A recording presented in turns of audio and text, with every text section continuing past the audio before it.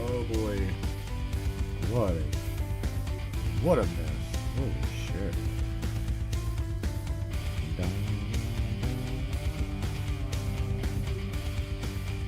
Ah.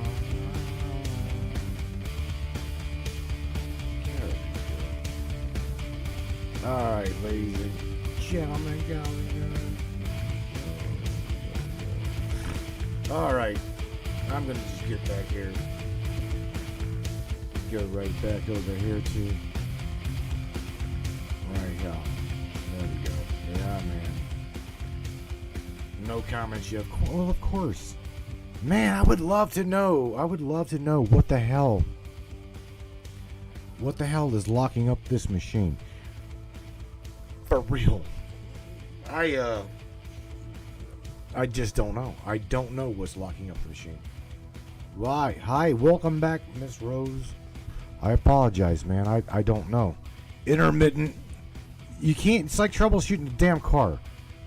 Socrates. If Socrates called, tell him to call me back. I'll call him. If not, I'll just more dial his ass. That's what we're gonna do. That is exactly what I'm going to do. I'm gonna go over here to the share screen. Yeah. Right there we go. Hang tight, everybody. What's up, Mr. Roundtree? Just call his ass. I'll call him. That's what I'll do.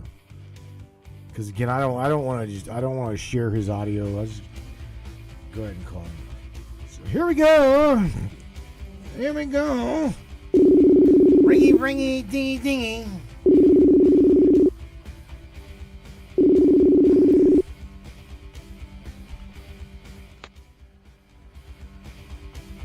Hello. Hey man, you want me back or is this good sound? Dude, I apologize, man. The machine locked up, man. And when it does, there's nothing I can do about it. Hey, no problem. I didn't. Oh yeah. The Great Deluge. The pole shift. Oh, the flood you're talking about? Okay. Because to me, I think that is different than just a damn meteor hitting the planet. Oh no. They say like the meteor wiped out the dinosaurs or whatever right there in the Gulf of Mexico. And I looked at that. Yeah, something hit that or whatever, whatever. There's a big old hole there. It didn't have to come out. It could have came from within. I don't know, but okay. And that if you go south like towards Africa, that's where I see the hurricanes form. Mm-hmm. It's like that's where the pitching mound is, and where the Gulf is that's home plate. That's the way I look at it, And every hurricane, that's towards the left field is the way I see.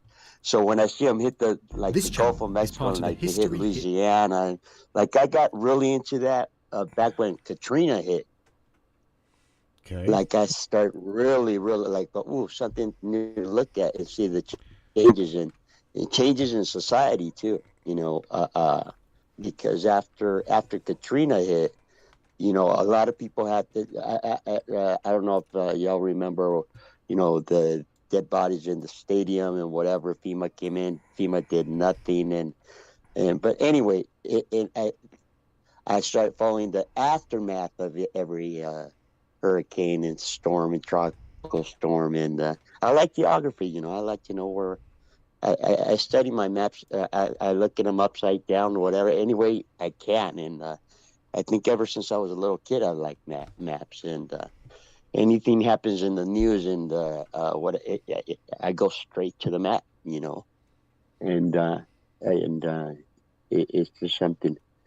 And when things that happen, wars, it's like when you hear of wars, I like to know where exactly we're talking about, and I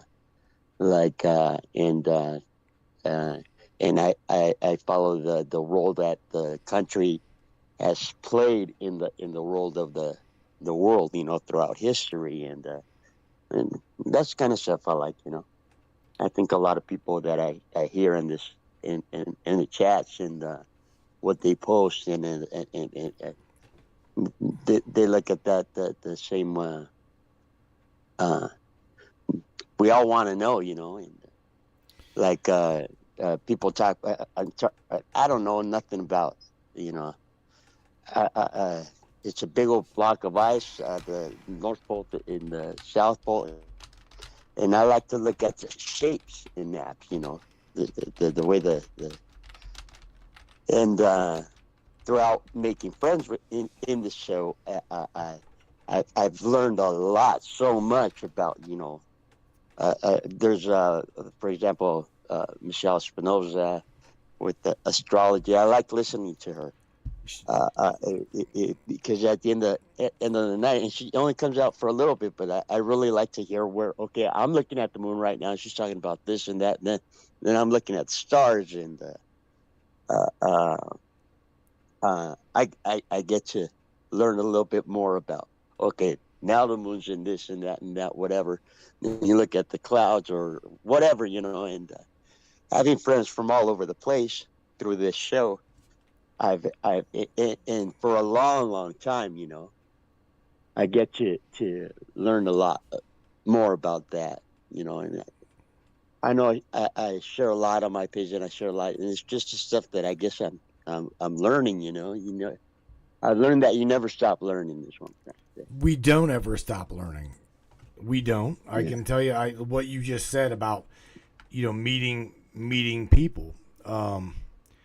I too am a lot like you. Whenever in meeting people around the world, and I'm grateful for that, man. I am very grateful that you guys are stepping up to the plate, picking up the ball, and helping me to pay the broadcast expenses through subscriptions. I'm telling you now, I'm getting to the point. I just can't. I'm getting to the point. I am to the point where I cannot do it anymore. I can't. I've got to start. I've got to ask for donations. I've got to ask for help. Yeah. And it's got to be. I mean, everything helps. Right now, everybody's struggling though. Is whatever this Bidenomics is or whatever, it's affecting everybody. People are having to lay off their gardeners and gardener. Yeah. Even the gardeners getting laid off. Don't think that they're working. It's people are trying to apply for jobs and whatever, and they're not getting them. All these jobs that this administration is great.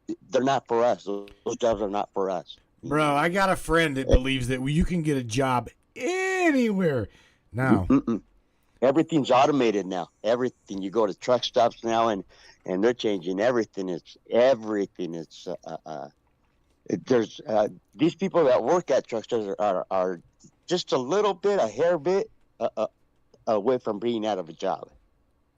Because everything's being replaced by this digital or AI or what, automated everything. Automated or whatever it's called. But Larry said he called twice, bro. He said he called the studio twice and it wouldn't let him in. He's like, I was on hold for about 15 minutes, so tell him to keep trying. I got the studio. The studio's back up. I don't know. We're not. I personally don't think that we're talking about anything detrimental to the system. However, I don't know. I mean, we had no problem talking about it today, and we talked about all kinds of shit. However, let me share with you this. I did notice in the chat that we got up to about between 35 and 40 people. And usually about that time is when, it's about that time whenever Facebook starts having issues with the Matrix. Am I right or am I wrong? No, 100%. I see it. Yeah. My phone's got a mind of its own, and you get to see it. By the time you said something, I'm like, okay, what was the last thing you said? Right. Or what were they talking about, and blah blah, and it happens to you guys all the time. Miss Carolyn Shepard says, "Giggity, good day, brainiacs." Where's she from? Miss Carolyn Shepard, I'm not quite sure, bro. Not sure at all. Yeah, But I don't. Go ahead. I forgot where I'm at because when you change states as well, your social media changes, your feed changes, and the friends you're seeing change. I don't know why, but it's just that's what happens.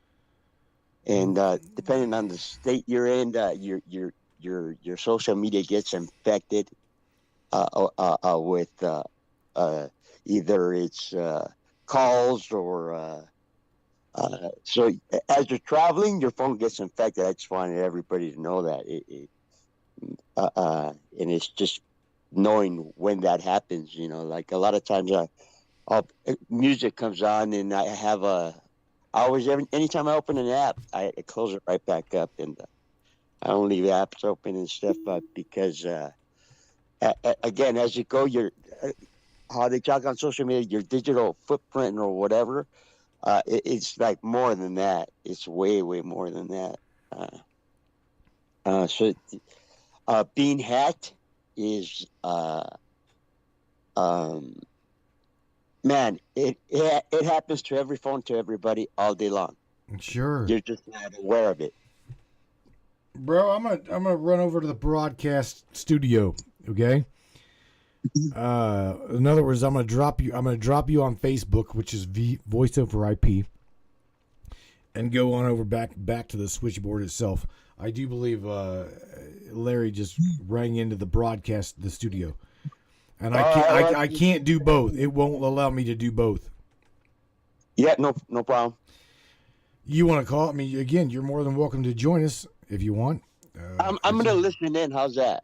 That's fine. Again, look, I want to share with you. I appreciate you sharing with me and everybody else, because you knew damn well. You share some rocks with me, I'm going to share them with everybody else. You share some anomaly like that, I'm definitely. Yeah, I appreciate that.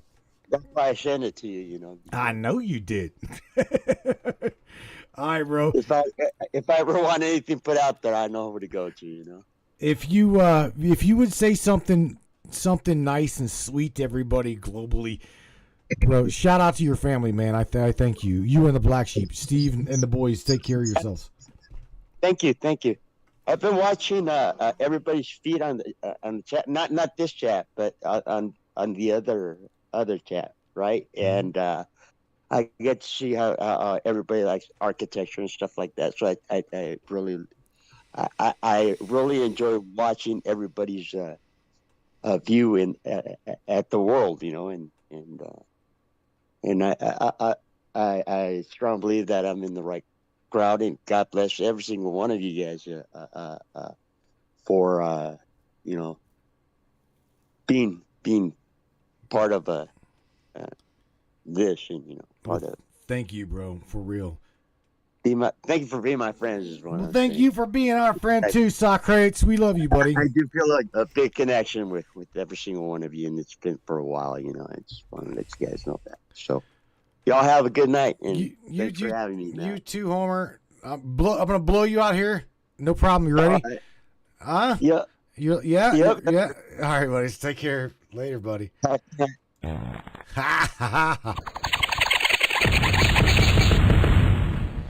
All right, Mr. Socrates. Oh man, I love the dude. Him and the Black Sheep on the road. Mr. Steve and the boys. I'm gonna go over here to the studio again. See if get Larry up in here.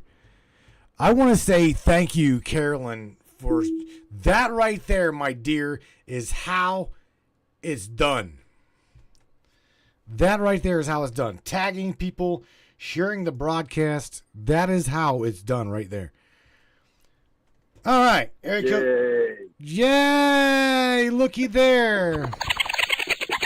What's up, Mr. Hawkins? One hand clapping sounds for everybody. Was those your ass cheeks flapping? Hey, don't ask, don't tell. All right. Can you hear okay? Let me make sure. I think, yeah, man. You're good. You're good. Well, I figured I'd get. I got my dog.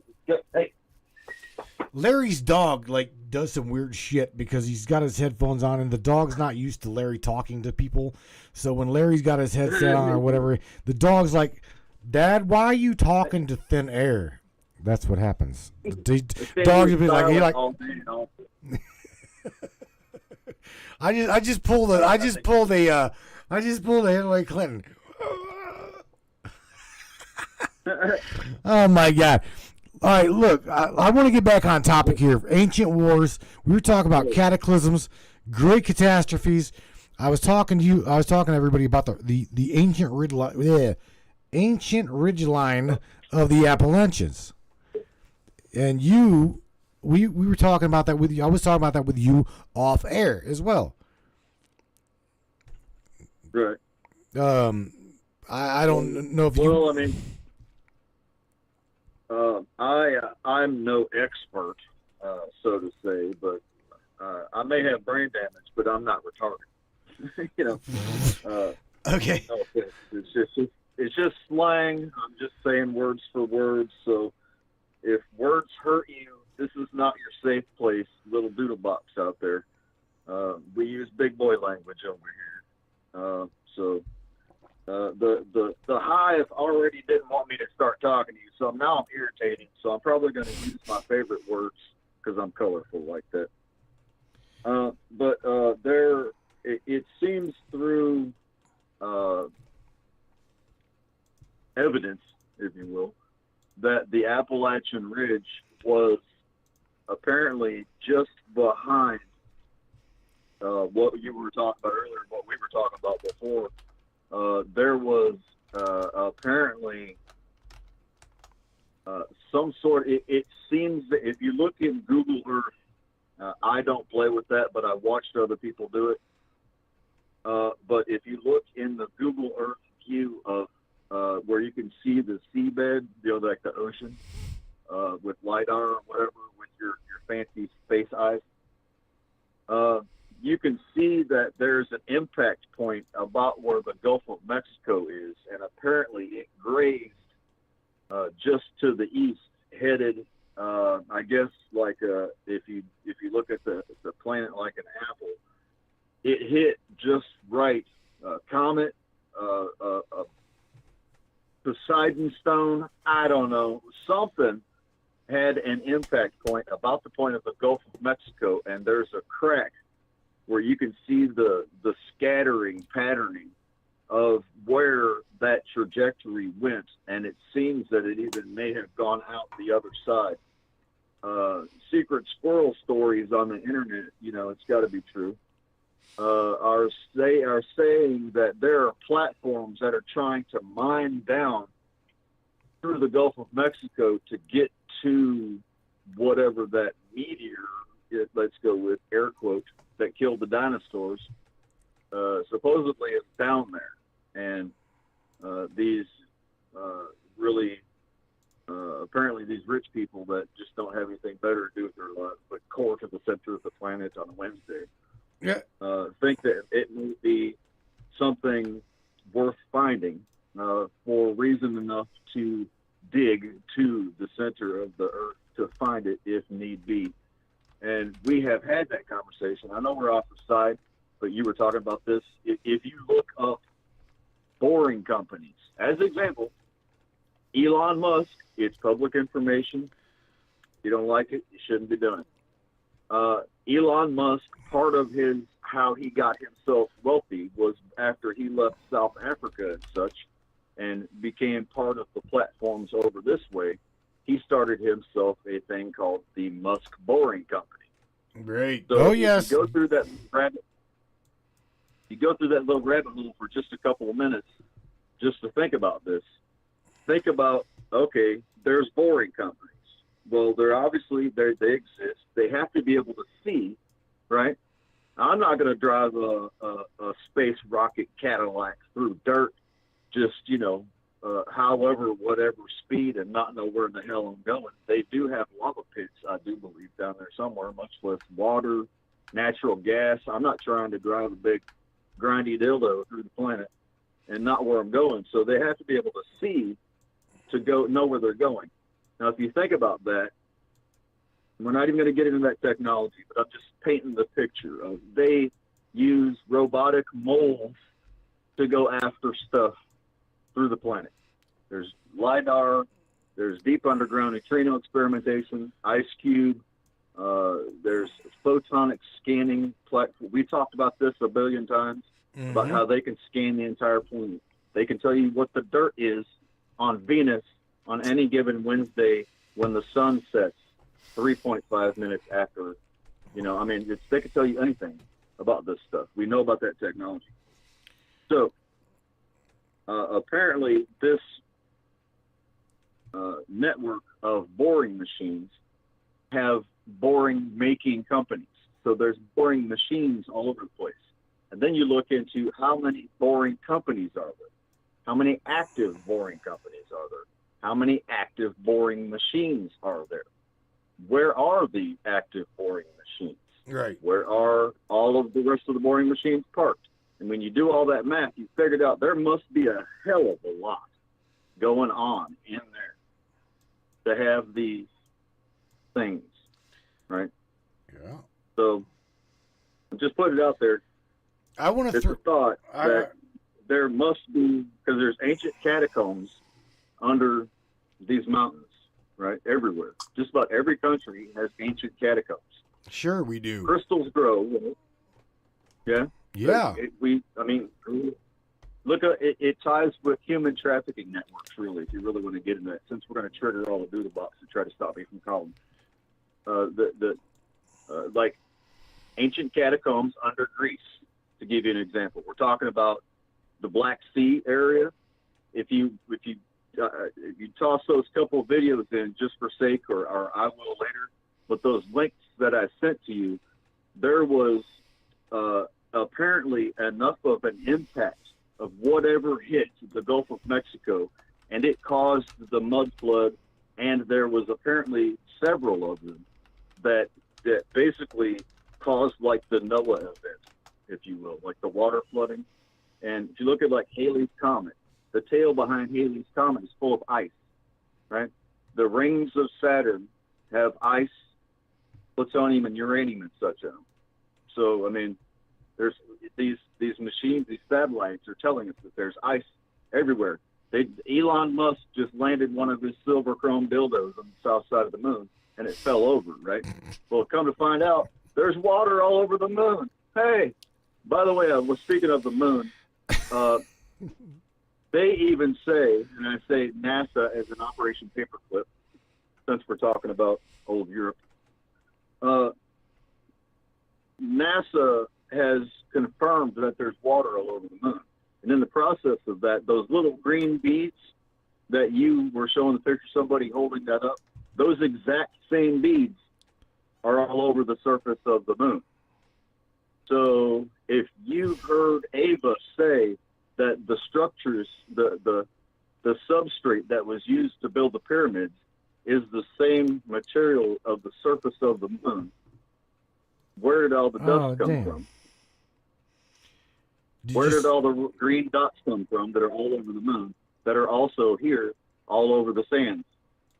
And after seeing that pyramid design earlier, it seems to me, after I saw somebody had a CGI thing, the 10-hour thing today, I was watching bits of it, and a guy did an illustration of the pyramids of Giza, and it looked like there was tunnels going this way, this way, this way. I was like, man, that thing really looks like a chip. And then I was like, that motherfucker looks like a tag. You know, like you tag an animal. Right. You know? And it reminded me, like, what are we doing in space? We're sending all these probes and spaceships, and they have symmetrical and operational designs in it. And then I got to looking at that design of that pyramid, and it reminded me of the devices you would use to liquefy sand.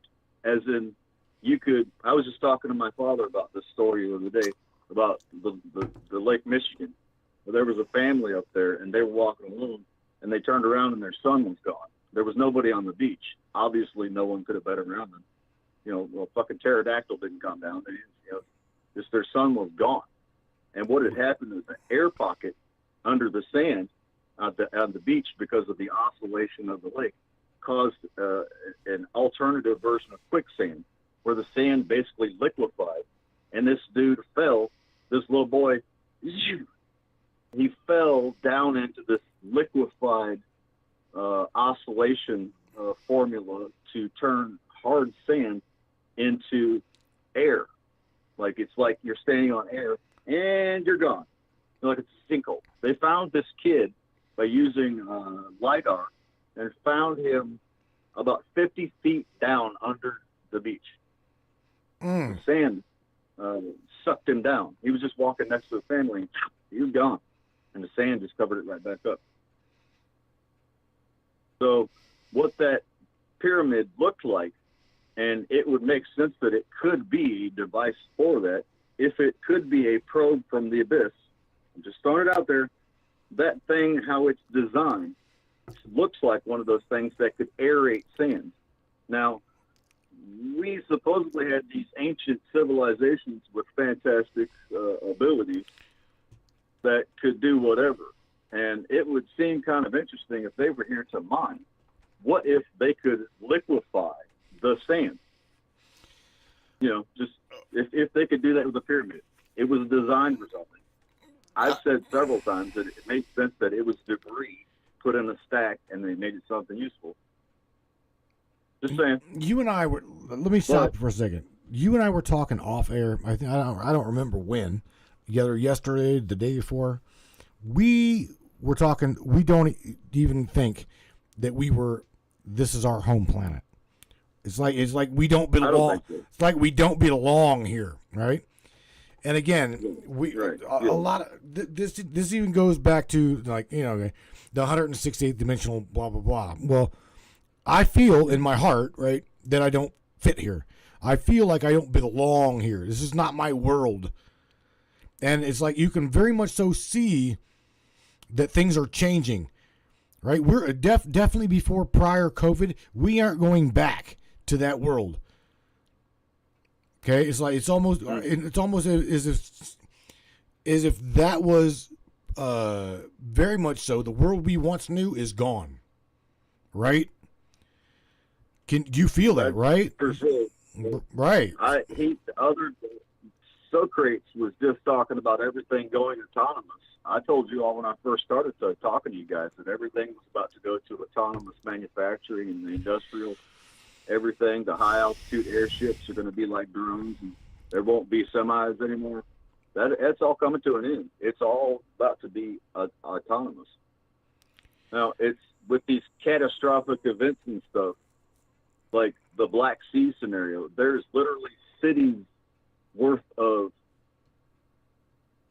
those videos I was showing to you. It's possible that what would it take to make a wave that would go over the mountain ridges that we have right now?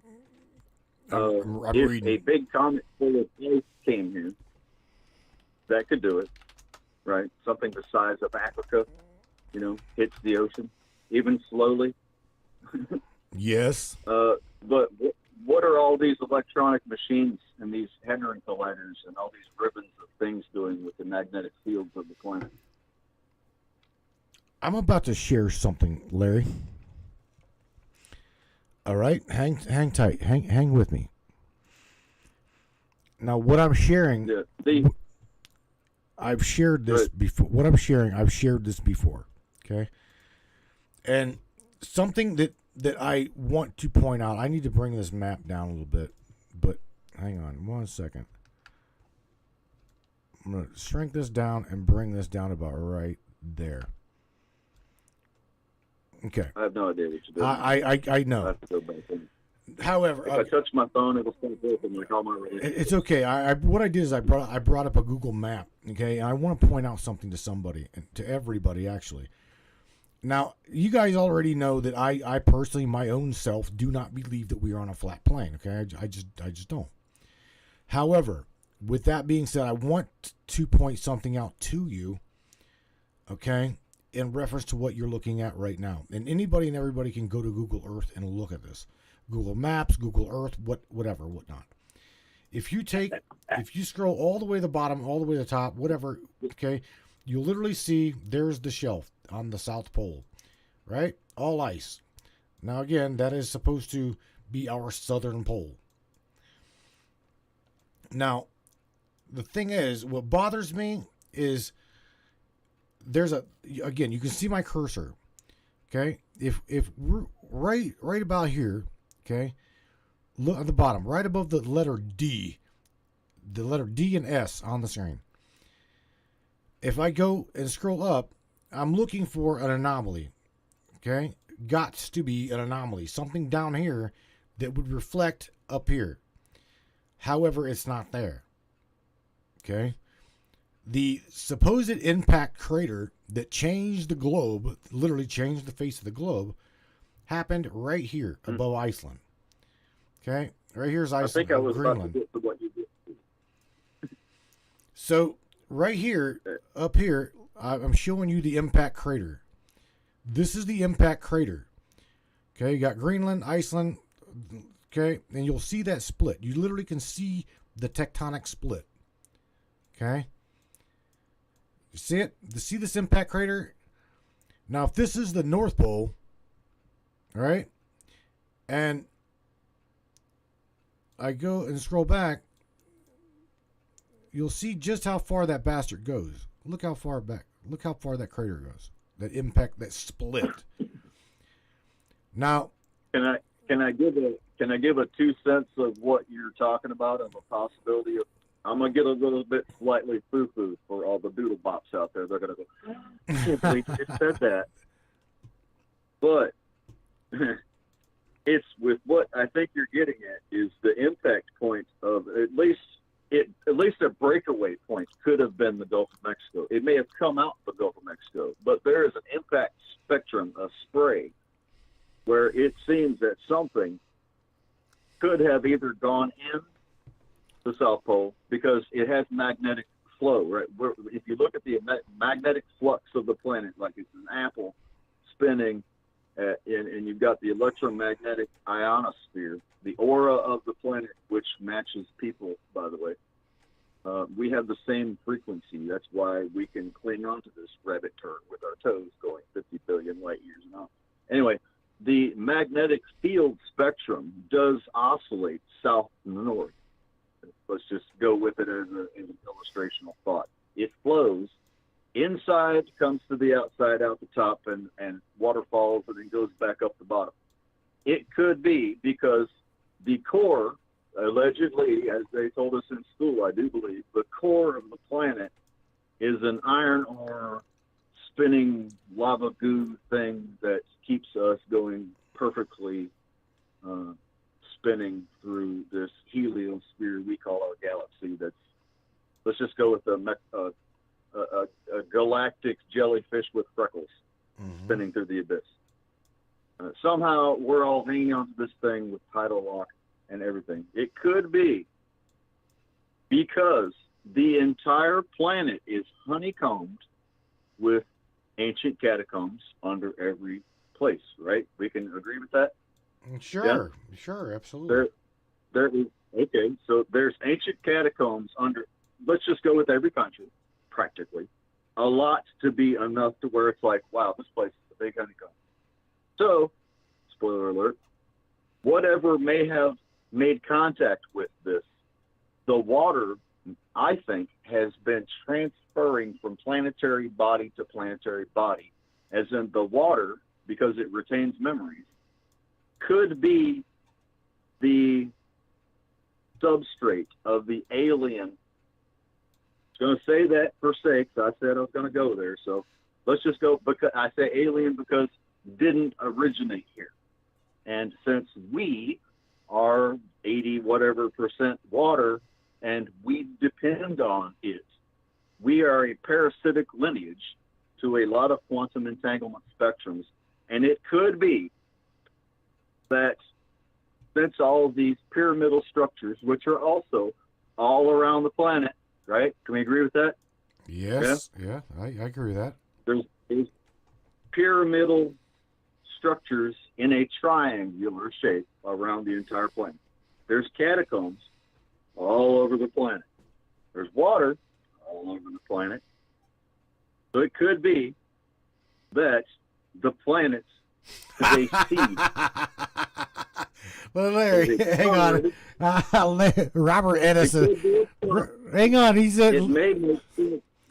Robert Edison says, "Hang on, Larry. Let me go take a bong hit for this shit." And I'm holding it in my hand right now. But I'm just saying. I'm just putting it on the table. I said I was going to satisfy some of the 875th dimensional doodle bops for the evening. I'm being nice. Well, I'm going to go there too. Rainbow thing. But it makes sense that this planet, because what makes dirt, right? Think about God made dirt, and dirt don't hurt. Dirt is dead stuff. Radiation field is the electromagnetic plasma field of the aura of a spent being's existence that we call a soul, which is a shadow. The mist.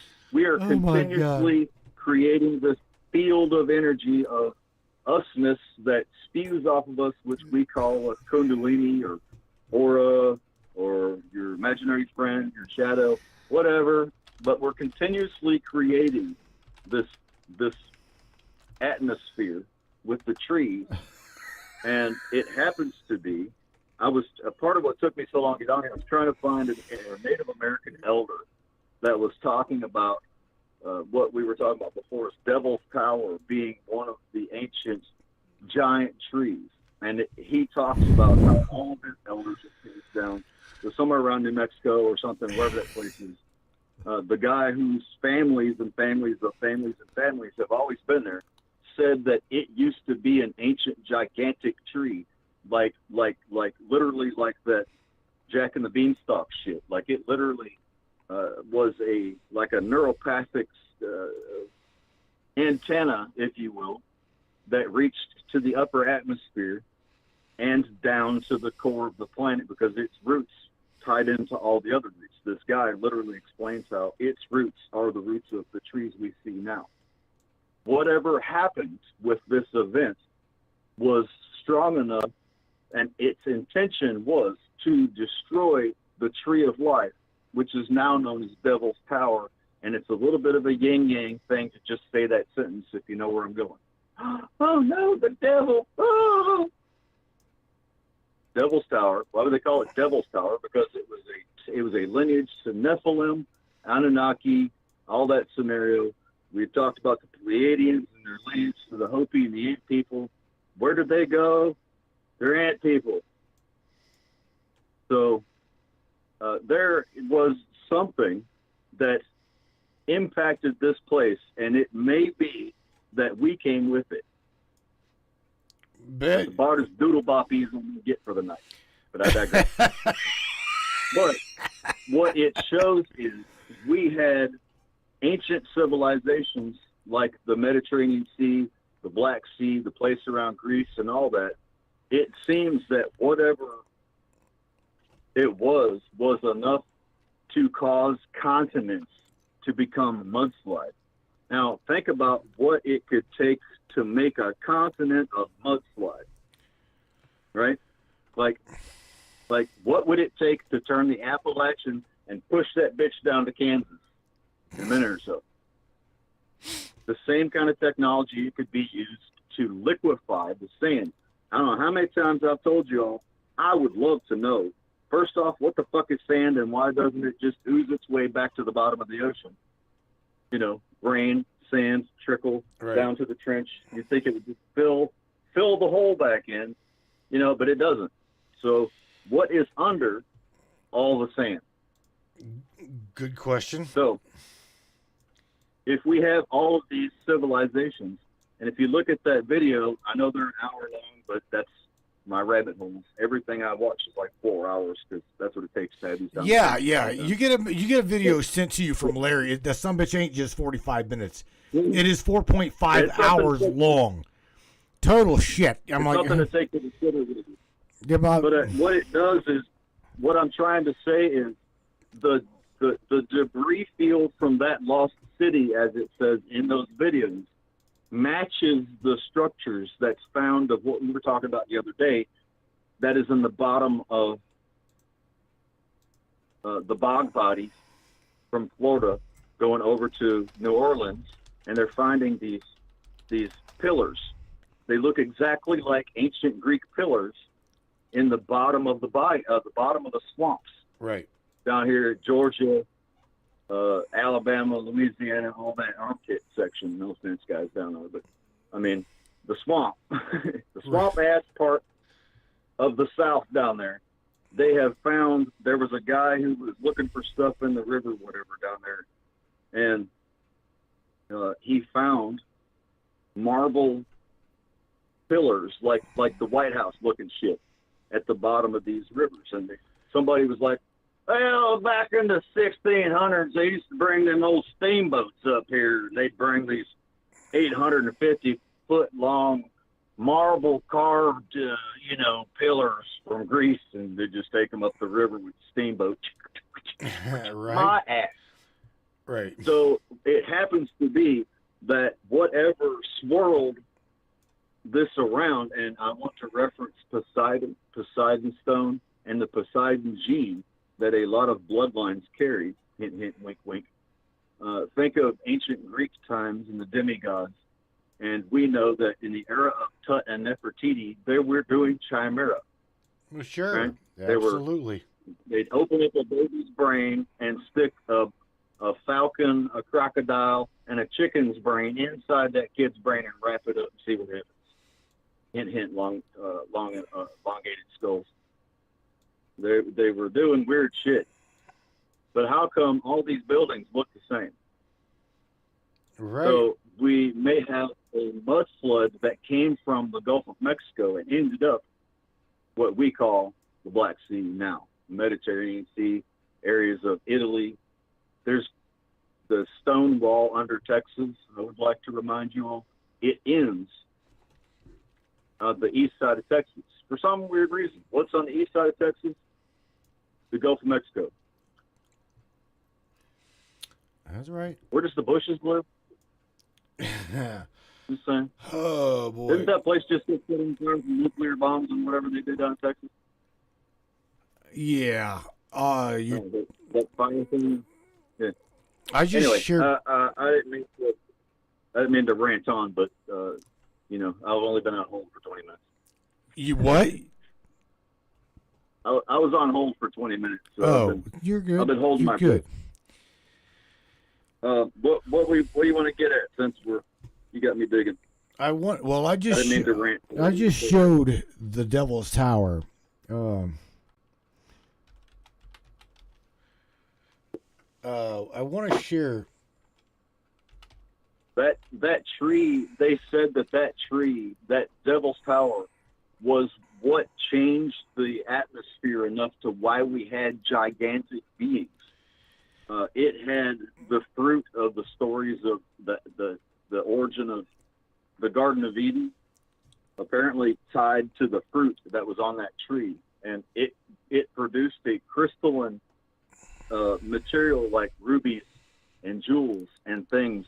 You know, there's crystals in trees, right? There's crystals in water. Of course there is. Right? Of course. So I live around where there's like ruby mines all over the place out here, so that tree apparently would gather minerals from the soil, and it would process through those trees, and all the rocks that we find all over the place are shards, like that cartoon, The Dark Crystal. It's like this big crystalline thing got shattered into a billion pieces and spackled all over the planet when whatever happened. But that tree, apparently, its roots would reach for thousands of miles. It was, you remember the big tree, the big redwoods and all that that's on the West Coast? Why aren't those over here? We got the Appalachian Ridge. This shit's high and fuck. I know I am. But why don't we have the huge trees that we used to have and I don't want to hear, well, we had lumber companies, which they did do dumb shit. They take all the big giant trees. But why don't we have the big, like the shit they drive the buses through on West Coast or in Portland and, Washington State and all that? They got the big old ancient trees. How big are the trees on the East Coast? Big. They're all like a 100 foot tall. That's all our trees. Right. Right. Why don't we have that over here? So there must good question. Be a chemical reaction of some sort of whatever caused that slippage, with whatever pulled Pangea apart. It's kind of what it comes down to. Whatever shattered Atlantis, Pangea, Fermiosum, the Turtle Island, call it whatever the fuck you want. But whatever happened apparently had some sort of enough effect to where the atmosphere levels and the densities of the continent, the dirt, the soil, whatever the fuck, is not so good over here. Well, they got the big trees. Something had to have happened, Larry. Something had to happen back. Call it a cataclysm, an ancient war. Something happened a long time ago that changed the atmosphere of the planet itself. Now, this goes back to saying Tiamat, right? They say. I was about to say you can only have so many Zeus's. I mean, we've got parts of our atmosphere that something happened. Things back in the day obviously were bigger. Okay, no pun intended. People, trees, all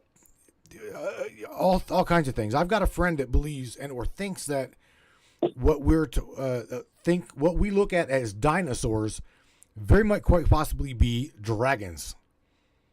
Okay. Oh yeah. I can't love her for thinking that. I'm beginning to believe that, buy into that, because I got a big dragon across my chest, man. Yeah. I'm serious. We're going to anomalies, and something changed. There's a place off of US 66, okay, Route 66, Interstate 40 in Arizona, and I want to point this out and share this with you guys. Lisa says the oxygen level was higher. I truly believe that this is true. The oxygen level was much higher, the concentrate.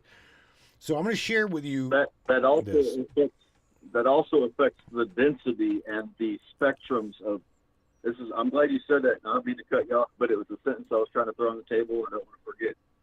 As I had been digging through this whole black body entity network spectrums and the dark body entity shadows and all that being maps and et cetera and all that stuff I talk about, quantum entanglement with like black holes, and they figured out that black holes are quantum computers, stones are quantum computers. Right. The thing that I recently figured out is, if you look, we started talking about that before, is like atomic clocks and testing atomic clocks with time versus density, being in a vacuum, all these sorts of experiments they've done with atomic clocks that are supposed to stay the same. Well, it happens to be that we are in a realm of an area where parts of these spectrums of what is in our immediate environment, I'll say the heliosphere of this reality of matter, dark body entity spectrums, antimatter, the whole soup. There are parts of this pond we are in where physics doesn't physics. Right. So time doesn't time. And quantum physics doesn't mean dick. True. In a black hole, in a lot of sense. However, information and such does still go through it. Therefore, there is aspects of things like what they call the Killian lens thing that we talk about all the time. There are things around us that we can't even think about seeing. Larry, I'm pointing something out. That's about all I was throwing out there. Go ahead. We got another caller that I definitely want to introduce. I'm not quite sure who this is. I do believe area code 210. 210 is, I'm quite sure, a Texas call. This is the Chris guy who channels all the galactic stuff and whatnot. What's up, Mr. Peebles? I want to share something real quick before you get to talking real quick, if that's okay. Mm-hmm. For anybody watching, I know it's hard, Chris. You're quite blind, but yet you can see a little bit, right? Yeah, I have a little light perception in one eye, and I just see floating dots in the other. Okay. I want to point out for anybody looking at the screen, what you're looking at again is a specific spot, all right, that I want to point out is possibly a crater. Not quite sure, but however, looking down in this little area is known for petrification. Okay, it's known as like the petrified trees. This entire area is decimated. Okay, this is Arizona, and on top of that, the petrified forest is what this is known for. Okay, the petrified desert rim right here. So Yeah, that shit's speckled everywhere. and yeah, You ever been out there? Those petrified tree parks are everywhere. Like they exploded. right now. But here's the thing: I wanted to point out to everybody: if you zoom out, okay, if you go there on Google Earth, okay, and look, I'm trying to point out to you that right there in the midst, if you go to the satellite layer, you literally see a round deviation, okay, where there's a hole. There's literally a hole. Maybe the hole filled in with mud. Maybe the hole filled in with hot dirt, mud, whatever, something. Again, I don't know. I'm just speculating because I don't know. However, I'm trying to find a damn image to where you can literally see. There we go. There's a log. There's a part of a log, okay, that is now absolute rock. It's solid. This is a solid rock, and it doesn't look like it was cut. It looks like it was blown apart. Okay, like you said, Larry. This absolutely looks blown apart, bro. Meteor ejecta can do that. Something. Now, laser can do that. What? Did you say what? I said something and somebody else said something, but as I was saying, if we could do that with rock and convex laser technology that goes back thousands and thousands of years, it's what they used to use to fight off the beasts of the planet and the Vikings, going back to the BCE times and such. So if they could melt stone with the convex laser technology that goes back thousands of years, you ever seen lightning hit a tree? Oh yes. It explodes something. Sure. Right? So Yep. you could probably do that with a laser. If you look up the new, let's just air quotes, new direct energy weaponry technologies and what they're doing with, we've looked through all those rabbit holes, but I would imagine if you hit something that was full of water, like a tree or crystal products, and it happened to be a resonance factor to where it might, that whole Medusa gene was supposed to be weaponizable. So I think who knows? that's About as good as I get. I think Ka Ra is talking about. She says, "What about the canyons over in Amarillo and around Texas?" I think she's talking about something like some. Snake Canyon is a really good example. If anybody's ever been, Chris, what would you want to talk about, bro? Because I'm going to look up Snake Canyon here and take everybody for a walk through the valley. What's on your mind, Christopher? How are you? Well, I was just thinking that all the meteor impacts for the dinosaurs and for ending Atlantis and the first Genesis that was before Lemuria, those were all planned by galactic initiatives, and it was between councils of the Pleiadians, Lyrians, Orions, Therians, with an I, of course, and Andromedans and such, like all the progenitor races that dinosaurs had to go so that they could make way for the age of the mammals. To then Okay. millions of years I'm gonna later go ahead create and the I'm gonna monkeys go that ahead and would let you then. guys do your thing. Hang on. No, I'm gonna roll. don't go nowhere, damn it. Oh no, I'm not playing this game. I'm gonna go on. I called in. I gave my piece. You guys can do your space bullshit. I'll see you later. Bye. Smoke weed every day. That's the conspiracy theory. Oh shit! Go hit the bong. Go hit your bong, Larry.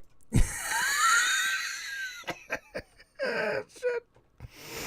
I don't. Here's something happened, Chris. Space, whether it be from a galactic war, something happened. You're talking interdimensional, literally interdimensional extraterrestrial intervention, right? Yes.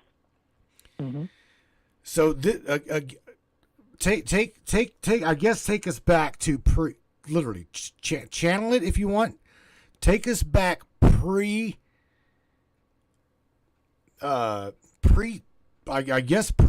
reset.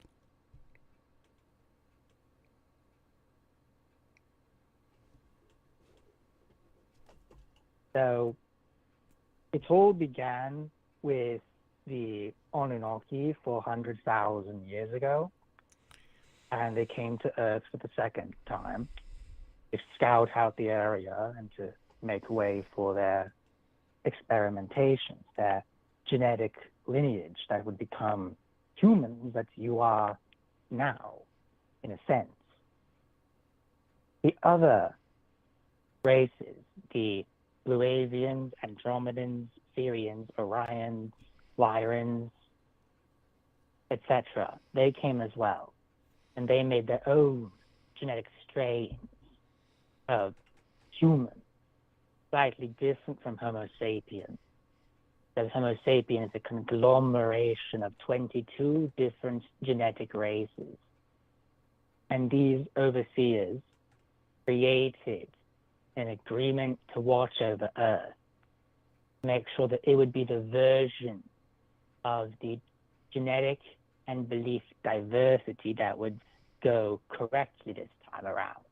There were two other Earth-like experiments beforehand, and your world is the third experiment.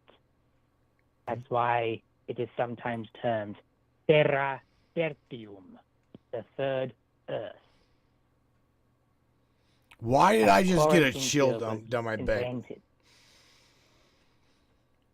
The moment you By what? I just got a chill down my back, and whenever you said that, the third Earth. So my Yes. Era in the Pleiades was the second Earth.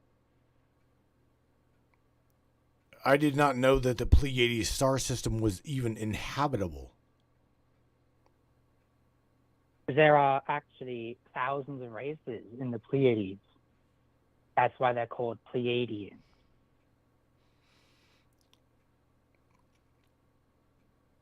Okay, continue. And there are 9 main ones, main stars. 6 of them are visible. The 7th one used to be visible and is no longer as visible because of positionings of Earth and stars relative to each other.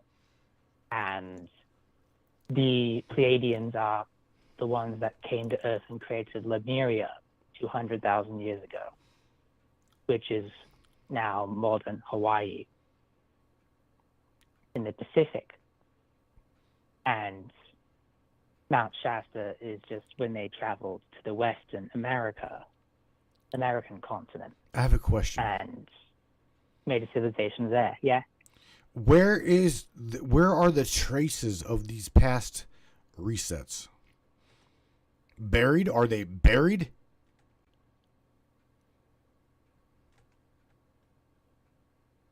Some of them are buried. Some records are in catacombs and underground bases stored away from humans in other dimensions that you cannot find them. Some of them are in the custody of your old gods, and that's why the gods have not left. They've only moved, as they say. They are in a different dimension, waiting out until the right time to where they can reveal themselves to their new pupils or students in order to teach them the old ways, the experiences of the mystery schools, the unspoken doctrines of Socrates, for example. And in this way, you will remember the old ways and return to the golden age.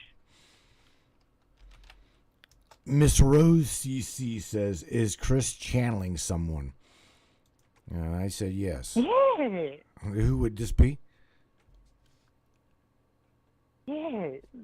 This is an iteration of Treble Yetney from the Yet world.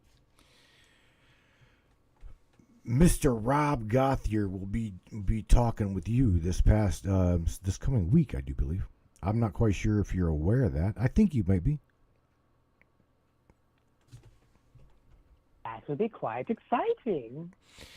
When we talk about the civilizations, Treb, that was once here, let's talk for a second about the reincarnation process. Many of us here realize that something has happened, as well as something's gonna happen. The spirit, the human spirit, can literally tell that something's coming, something's gonna happen. Right? So we're aware of the dimensional shift. We're aware of maybe disclosure. Right? Is that where we're going in the near future? What? Because again, they can only hide. They can only hide as they, right? The powers that be. They can only hide the remnants of ancient gods, ancient wars, the manipulation of genetics for so long.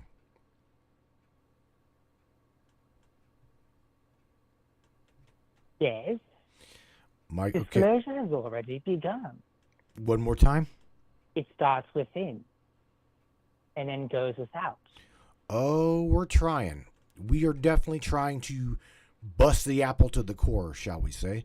Myself, a bunch of the brainiacs in this chat, we definitely believe that the matrix construct and the illusion is falling. We believe that one day soon that the inevitable of disclosure is going. It's just upon us, Trip. We can see it. We can almost smell it and taste it.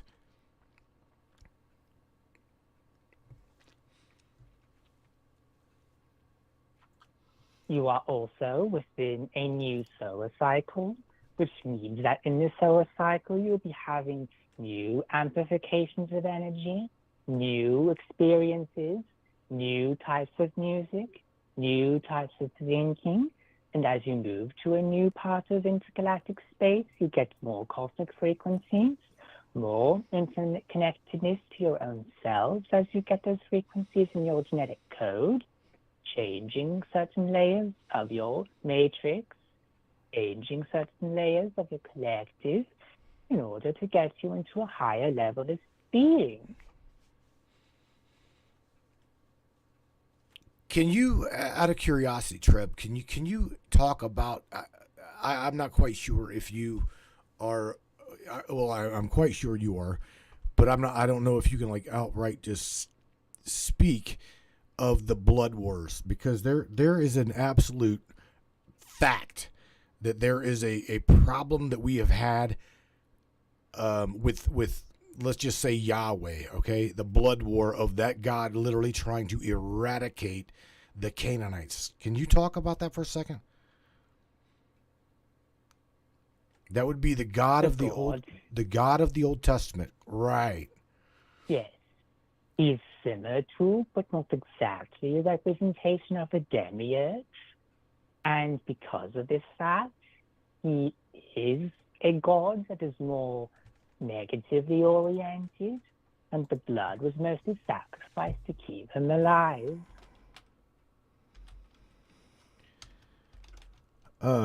Somebody's asking if Christopher is in a hypnotic state, and I'm going to tell Brent, no, he is a conscious channel, Brent.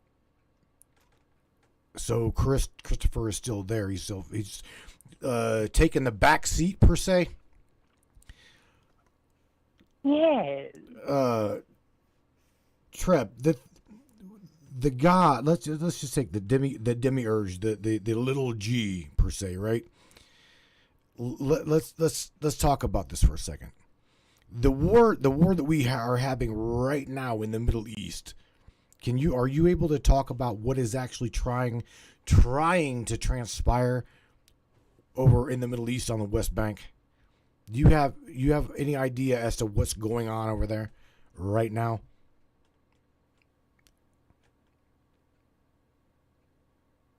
In terms of the Middle Eastern conflicts, what you are having is a clash between beliefs, a clash between land ownership, a clash between who claims what land, who wants what sacred place as their own, who gets to live where. And because of different hatred of different groups with different beliefs in different nearby areas, as Gaza and other places, you have a cognitive dissonance that is not accepted within that part of the world. And because they are not as exposed to outside cultures and influences, they are not as privy to change and openness as other parts of the world. And this is why they fight over different beliefs, because they see them as against them. They see it in separation.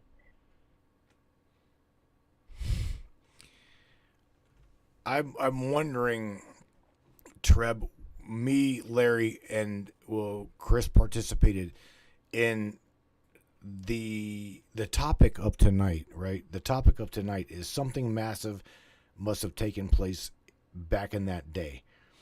So we have Enki, Enlil, Anu, all of the from what we know as the Sumerian gods, right?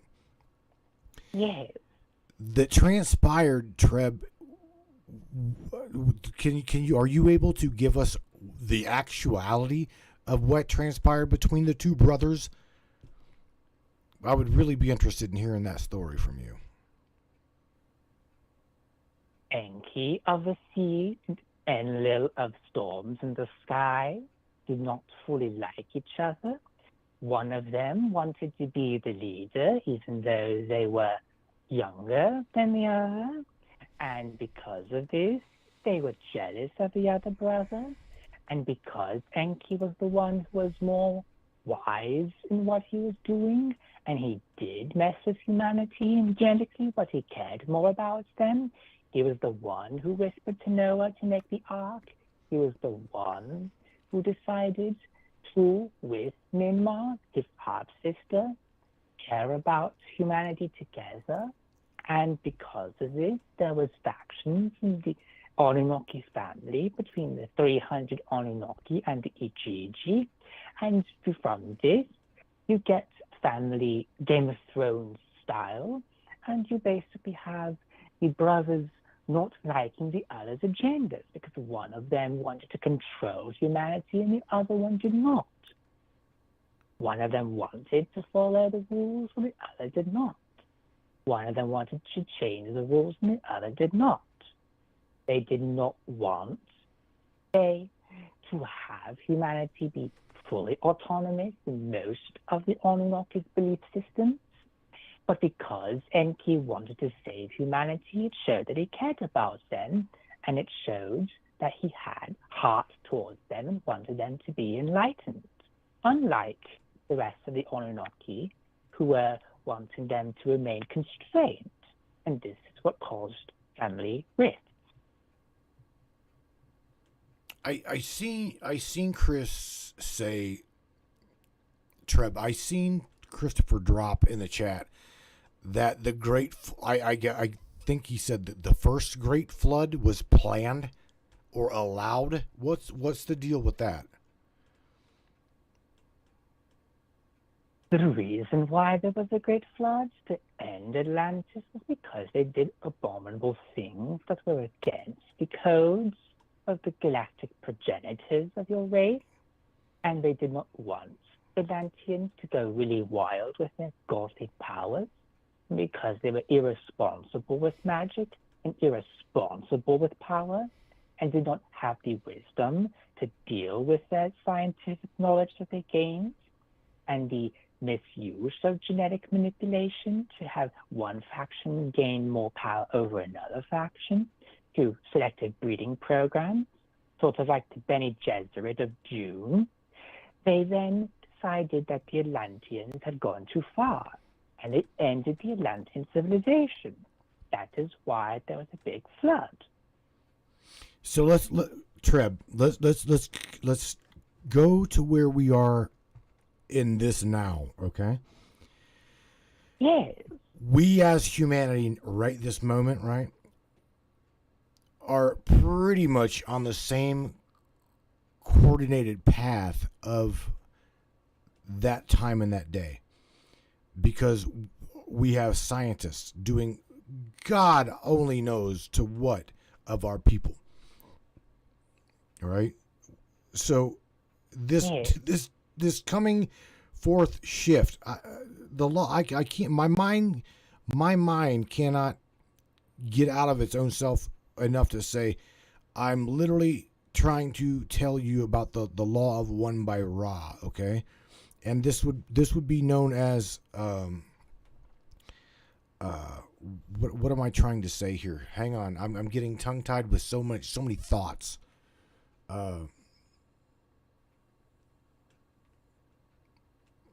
I don't want to say AI being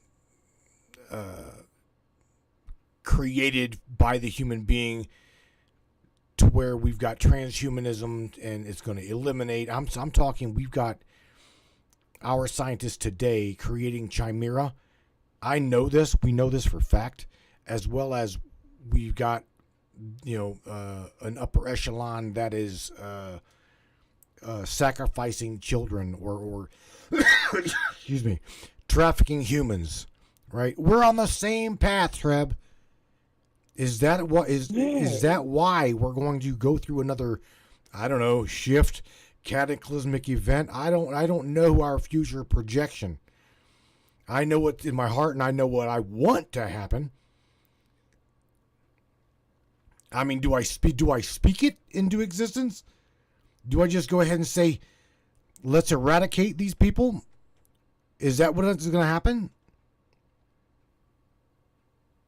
If you do not want a certain group of people to narratively hold any significance in your reality, you just speak them out of focus, and through the Schrodinger's cat in the box phenomenon, the cat is neither dead nor alive when in the box and not focused upon. So in this way, you cannot focus on the cabal, and when you are not focusing on them, you're not giving your power to them through fear, and you're giving your power back to yourself through focusing on yourself and cultivating your self-actualization process, then you will figure out where your own power is, and you will grow your own mental garden and share your mental garden with other people in the grassroots movement and create your own reality social matrix that will be more powerful than theirs. Treb, I have a question for you. These guys have got an option to call in and talk to you, but they're lazy. They're lazy and they're just asking questions in the chat, or they're talking in the chat. So Mr. Lee Grantham's got a really good statement and or question. Okay, say hi to Lee, please. Hello, Lee. Lee Grantham says, I have heard that the hospitals have planned for years for this up-and-coming eclipse, and I wonder what's up with that.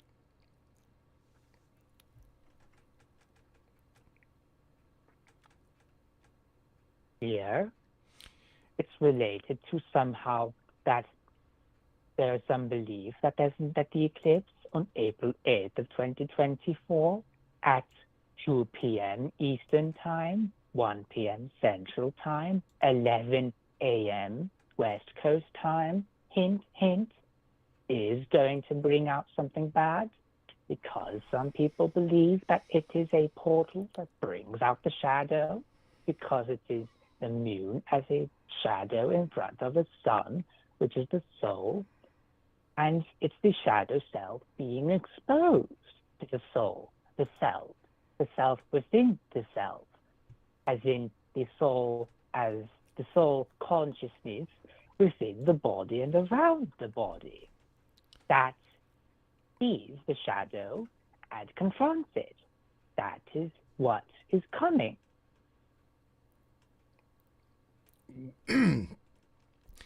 We have Mr. Brent Thomas in the chat saying that the states are already trying to declare states of emergency for this. And then Miss Carolyn Shepard says, solar eclipse bringing solar flash. Brent also comments, Treb, and says, there's also a comet coming. I myself was aware of the comet. I just don't know personally what it brings. There are also comets that came around the Atlantean time as well. So Treb, are we going to go through what should us or me and everyone else gear up for during this solar event? If I might ask you. During the solar events, your shadows are going to come forth more. What you're going to perceive are the things that have been buried in your darkness. Your own darkness will become more seen within the light. It will be more exposed and experienced as a chaotic world event, a chaotic relationship change, an idea of the self that was thought to be buried resurfacing again, an idea in the collective that it is in fear coming to the surface and then going away, because as you go forward from the eclipse, you get the brightening of light as the moon passes away from the sun, and the sun will shine down again and onto the earth, and that symbolizes the shadow passing into the light and becoming the light. And when you have this transmutation process occurring to alchemize the darkness and the light to become the full self, and you ground it into the earth, then what you will have is the complete self, in essence. When you no longer feel fear, you no longer need to have a shadow, because when you confront the shadow, you say, I acknowledge your existence. I acknowledge that you have helped me in the past, but I no longer give power to you this moment forward. And when you do this, you give closure to your shadow, and then your shadow can be released. Treb, I am a lot like Miss Little Lisa Thomas. I don't want to put forth any energy into the darkness, into any of this creatability that could possibly happen. We, as you're aware, Treb, there is many instances where you've got timeline creation, and that would be where they would be. Let's go back to the stab and jab for a second. We all know this is the vaccination thing, right? We've all been told that there would be mass vaccination globally. They're going to come beating down your door, and I'm talking here in the United States. I did not let that into my world. Did not let that into my world at all. So in other words, anything that I don't want in my world, I literally simply do not feed it. Okay?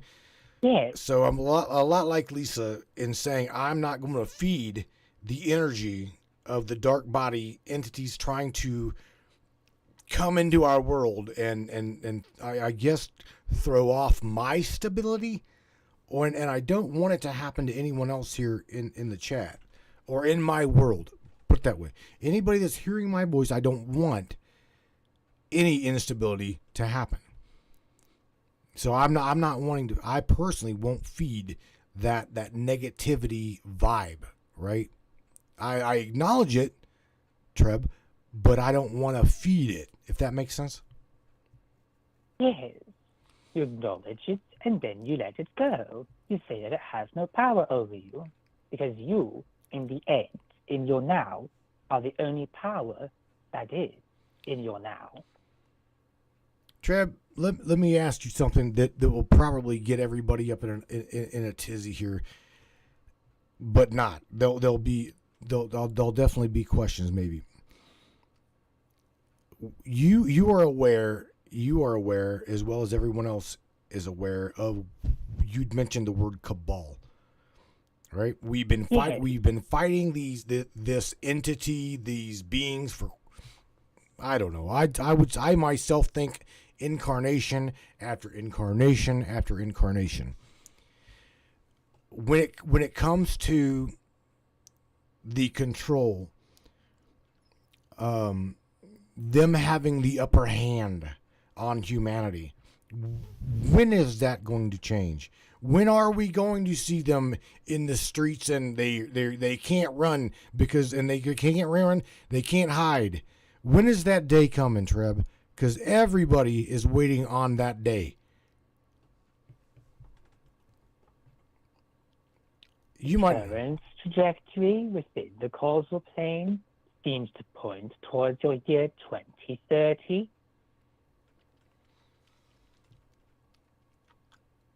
2030? Yes. Okay. I can deal with 2030. And extending out from there, yes. All right.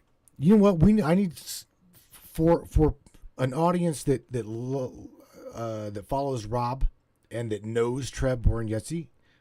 We need to schedule somehow a night with just you. I know that you frequently interact with us through Chris, and again, for Chris, I appreciate you for allowing this interaction. I truly do. Chris, if you can hear me, thank you for allowing that to happen. Yes. There's a lot of questions. I need, you know what? I've talked to Treb through Robbie, and I need to come up with some absolute questions for you to ask, or if you will allow that to transpire. Can we manifest that, Chris? I think that would be an awesome little night. Yeah. What do you guys think? You guys want that to happen? Let me know, and we'll try to make that happen here in the next month. I know there's some things coming up that we need to talk about, or we're going to talk about. But we're at the top of the hour, Chris, and I'm going to go ahead and jump out of here.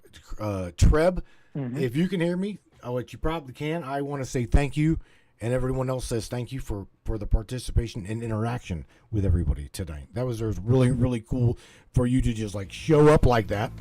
I think very cool, Treb. Yes. Thank you. And within that great excitement, we wish you a due as well. Treb, take care of yourself. Take care of your family. Christopher, you too, buddy. Thank you for calling and participating. Either one of the two of you, because there's two entities at the moment. We got Christopher at the frontal helm, and we got Treb and Jesse. Whichever one of you fellas want to say something good, something positive to everybody around the globe, let them have it, man. On your way out of here.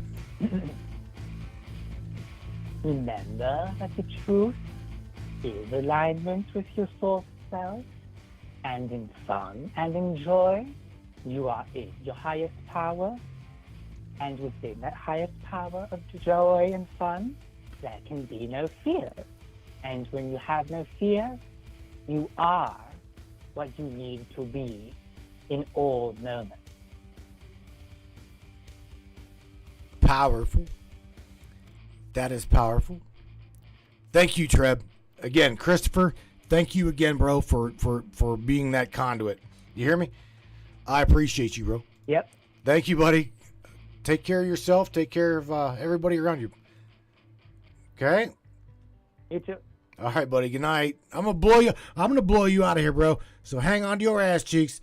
Here it comes. All right, everybody. Mr. Christopher Peebles. All right. Top of the hour, Brainiacs. Little bit past. Not a problem though. We just gonna get the hell up out of here. Yo, let your light shine. Yeah, no doubt. Interesting little talk. I'm gonna run over here. Balloon. Ancient wars, man. Cataclysms. The Deluge. Again, you guys don't take my word for it. Again, I personally, my mind goes to, there's a, you guys know this. There's a lot more that has happened on the planet that those powers that be do not want you and I to know or be privy to. Now, like Treb says, it's coming. I personally feel in my heart that it's coming as well. You can smell it, taste it. It's there. The Matrix is coming down. Okay, for what it's worth. For what it's worth. Shout out to Brad Olson, who is diligently trying to whistleblow on Antarctica. Okay, if you guys are not friends with Brad, I encourage you to follow Brad's work. We talked about a while back, Journey to the Center of the Earth. So Brad is trying very, very hard to get his colleagues up in the momentum, blah, blah, blah, right? The power is there. I know it, you know it, we can tell. Something's going to break. Whether it be, who we are, where we are, why we are, what's being kept in Atlantis. Oops, did I say that? I did. Agartha, so on. Who knows? Who really knows? I don't know. All I know is Brad is on it. I'm on it. My buddy Gunnar from Austria is on it. And if you guys didn't have a chance to tune into today's broadcast that was on Gunnar's podcast marathon, please just skim it.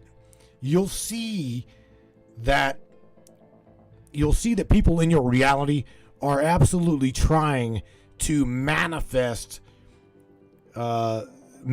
disclosure. Okay, I'm like Lisa Thomas. I don't want to feed into a negative timeline. I will not. There will be nobody beating on my door, dragging my kid out, jabbing my wife. No. I ain't even feeding that timeline. Okay, like Treb said, I even Larry knows, man. Energy goes where your attention. What is it? Energy flows where your attention goes. Don't give it any energy. That's why you will not hear me really talk about propaganda on this broadcast. Don't give a shit. In fact, like I said, you guys know me well enough. Our least favorite vegetable, shit show. That's all it is, shit show. If you guys don't already know, you're watching a game. This little, I don't know, the world stage, right? We're watching a movie. If you don't like the movie, change the channel. I don't like the movie, so I don't even turn the damn TV on. A lot of you do not turn the TV on. You don't even feed the machine. Don't feed the machine. Shout out to every one of you brainiacs on the broadcast. I appreciate you. Again, we thank you for every one of the subscribers to this live stream. Without you, it would not be. And on the other side, on another note, for all of the galactics, I'll get a hold of Christopher. We'll schedule some time with Treb, as well as whoever else would like to come through that Chris would allow to come through. And on that note, Brainiacs, it is Friday night. Now, indeed, it is Saturday, so you guys have a great weekend. I'll catch you here on Monday night, 10 o'clock Eastern Standard Time, 9 o'clock Central, 7 o'clock, you don't like our ass because you ain't us. You ain't none of the brains. We've got one hell of an audience. I really appreciate you guys. Thank you for putting up with me. And play nights with one another. Take care of one another. Good night, everybody. Catch you on Monday night. We're in the Matrix. Crank this shit up, brainiacs. Let's go.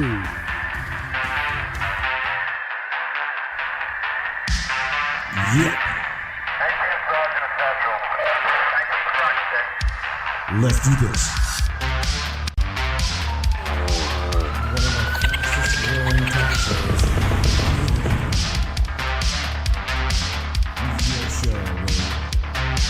Welcome aboard the Matrix Minds. One of the most controversial conspiratorial shows on the web. The Matrix Minds. And that's right. Buckle up, everybody. Let's go. Paranormal, huh? Conspiracy, huh? Ufology? Hidden Egyptology. And anything and everything we can get our hands on. Let's go. Welcome aboard.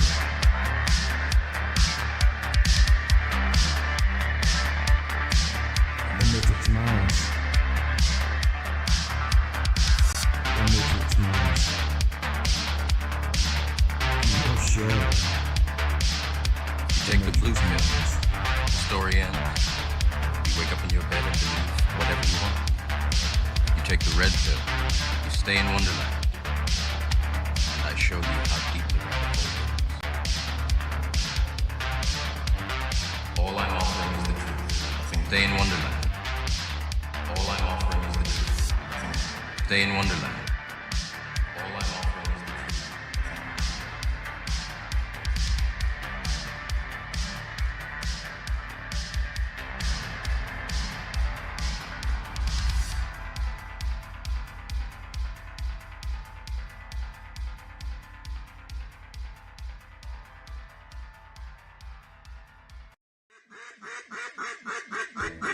Hey everybody, Austin here with Colorado Custom Game Calls. Are you looking for a game call for your upcoming season? Are you looking for something unique? Are you looking for a gift for the hunter in your life? Well, look no further, we got you covered. At Colorado Custom Game Calls, you get to put your own twist on these calls. Whether it's waterfowl hunting, big game hunting, predator, or turkey, we got you covered. So be sure to hit us up on our Facebook and Instagram or on the web at coloradocustomgamecalls.com. Hi, this is Angela Pritchard from Sacred Somethings. My friend Ray and I handcraft spiritual healing and protection talismans, necklaces, bracelets, and altar pieces. I hand cast, pour, file, and hand finish pewter talismans, necklaces, and altar pieces, adding stones to finish. While Ray wire wraps semi-precious and rare stone crystal necklaces and bracelets. Ray also makes beautiful spiritual candles. Come visit us on Facebook at Sacred Somethings Inc. Email us at sacredsomethings@gmail.com. Our website, sacredsomethings.com, is currently being updated. Thank you. That's right, guys. Tell them Matt from the Matrix sent you. Promise you won't be disappointed.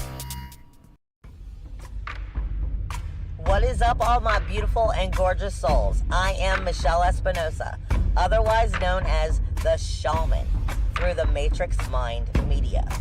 So tell me, how many times have you wished that you had that special power of prediction? You know, to know what was going to happen before it actually happened and took place. To have some power and control over that situation before things came flying at you out of left field. The thing is, you actually can have that power. You can be aware of what's coming. Tune in to Astrology TV with me for Breaking the Cage every Sunday evening at 10 p.m. Eastern on the Matrix Mind Media. And I will go through the astrology and help put you on the right course and get you back in control of your own life. Love you guys. This CBD fluid is a whole flower fluid extracted from the cannabis flower. We don't use any heat, butane, or chemicals when we extract, so we get all of the components of the plant. All the CBD, CBG, CBA, all the terpenes, all the flavonoids. This allows our body to absorb at 60 to 90% rather than the average of 6 to 10% absorption you would get with a CBD oil. Because our bodies are made up of mostly water and this is a fluid, it's highly absorbable so that you're getting 500% more nutraceuticals per dose. We also have this available in our CBD spray as well as a muscle rub with all kinds of botanicals. You're going to absolutely love it. Check it out, Brainiacs. MatrixMinds.live/CBD. The CBD I use. Feel free again. Feel alive again.